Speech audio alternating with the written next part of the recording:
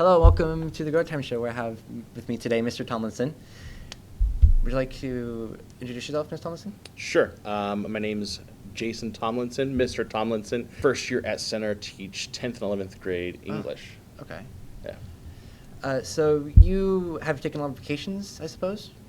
Yeah, I've taken a lot of vacations. I took a lot of vacations when I was younger with my family, but now that I'm older, I get to plan my own vacations. So a lot of times we went to places I didn't want to go. Like you were forced to go to family fun, and I didn't want to do that, and then now I'm able to kind of do whatever I wanted to do. So that's been fun. What trips have you taken now compared to what you've taken as a young kid? Like what trips are more fun to you? Yeah, so I grew up in Oregon, and we went to the coast. We just went to the beach, which was like an hour away. Oh. So that was okay.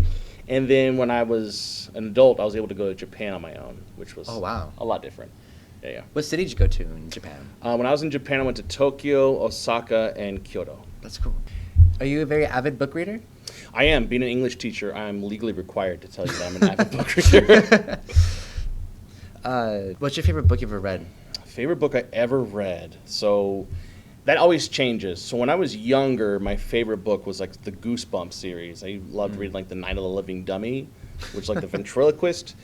Now that I'm an adult, my favorite book I ever read was The Art of Racing in the Rain, which is about a dog. Like the story is told through the perspective of a dog. Oh, okay. And how he loves his owner, and eventually we find out that the dog gets sick. It's a tearjerker. Little tragic story. Tragic story. It's a good story though. Yeah.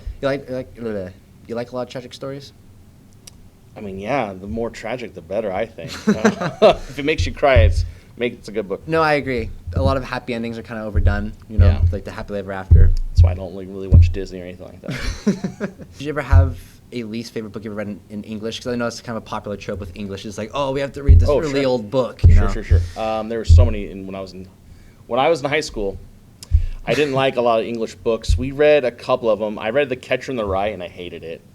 I thought it was really boring. The kid was really negative. I read Where the Red Fern Grows, which is about like some hunter in Alabama or something like that. And then probably all-time least favorite book was The Giver. Did you ever read that one?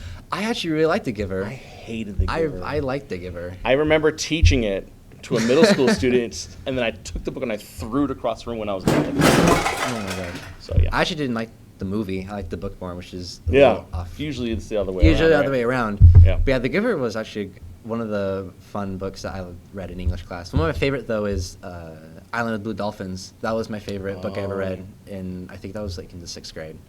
Thank you, Mr. Thompson, for your time. Anytime. And back to you, CTV.